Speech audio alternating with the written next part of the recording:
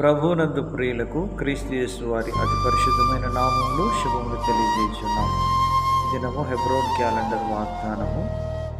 నా యొద్దకు రండి, నేను మీకు విశ్రాంతి కలుగజేతును. మత్తయి సువార్త 11వ అధ్యాయం 28వ వచనంలో స్వయాన ప్రభువైన యేసుక్రీస్తు వారు ఈ మాటలు తెలియజేస్తూ ఉన్నారు. ఈ మాటలు ప్రపంచంలో ఉన్న ప్రతి ఒక్కరికి దేవుడు ఆహ్వానం ఇస్తూ ఉంటున్నాడు.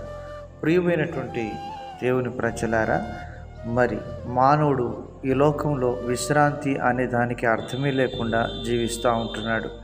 ఈ లోకంలో లేచింది మొదలుకొని తిరిగి పడకకు వెళ్ళే వరకు ఎన్నో రకాలైనటువంటి ప్రయాసములతో మానవుడు సతమతమవుతుంటున్నాడు.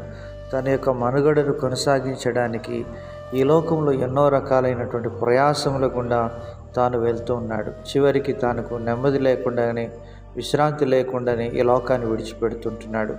ప్రియమైనటువంటి దేవుని ప్రజలారా, మానవుడు పైకి విశ్రాంతి పొందినట్లుగా కనబడుతున్నాడు, కానీ అంతరంగంలో నిజమైన విశ్రాంతి తాను పొందుకోలేనటువంటి స్థితిని చూపెడుతూ ఉంది. అందుకనే మానవుడు తాత్కాలికమైనటువంటి ప్రత్యామ్నాయమైనటువంటి వాటి వైపు, అనగా భౌతిక సంబంధంగా కొంతవరకు ఉపశమనమునిచ్చే మద్యము, వినోదము, విందులు, రకరకాలైనటువంటి వాటికి మానవుడు మరి ఆశ్రయించి కొంతవరకు విశ్రాంతి పొందినట్లుగా తాను తలంచుతూ ఉన్నాడు. కానీ నిజమైన విశ్రాంతి దేవుని యొద్ద నుండి మనకు లభించవలసి ఉన్నది.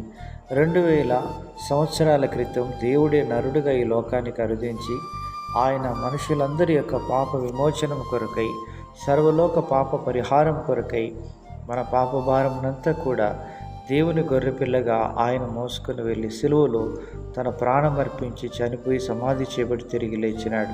ఆయనే మన ప్రభు అయిన యేసుక్రీస్తు వారని పరిశుద్ధ గ్రంథం బైబిల్ సెలవిస్తుంది. ఆయన యొద్దకు వచ్చినప్పుడు మనకు విశ్రాంతి, నెమ్మది. ఈ విధంగా ఆహ్వానం ఇచ్చిన వారు లోకంలో ఎవరు కూడా లేరు. కానీ మానవాళిని ప్రేమించిన వాడై ఆయన మానవుల యొక్క పాప భారమును తీసివేయటానికి ఈ లోకానికి ఆయన పరిశుద్ధుడైన దేవుడుగా అరుదించి సర్వలోకంలో ప్రతి ఒక్కరు కూడా మరి తమ పాప భారమును ప్రభు చెంతకు తీసుకొని వచ్చి మరి ఒప్పుకున్నట్లయినా, మన పాపములు మనం ఒప్పుకున్న ఎడల ఆయన అనగా యేసుక్రీస్తు ప్రభు వారు నమ్మతగిన వాడు, నీతిమంతుడు గనుక ఆయన మన పాపములను క్షమించి సమస్త దుర్నీతి నుండి మనలను పవిత్రులుగా చేయరు. ప్రియమైనటువంటి దేవుని ప్రజలారా, ఈరోజు ఎటువంటి సమస్యల గుండా, ఎటువంటి భారాల గుండా నువ్వు వెళ్తున్నప్పటికీ నీ భారం యెహోవా మీద మోపము, ఆయన నిన్ను ఆదుకొనునని బైబిల్ సెలవిస్తుంది. కనుక ఆయనపై నువ్వు ఆధారపడినప్పుడు ఎవరి మనస్సు నీ మీద ఆనుకొనునో వారిని నువ్వు పూర్ణ శాంతి గలవానిగా కాపాడుతూ ఉంటుంది. అలాగున ప్రభువు మనల్ని కాపాడి రక్షించునుగాక.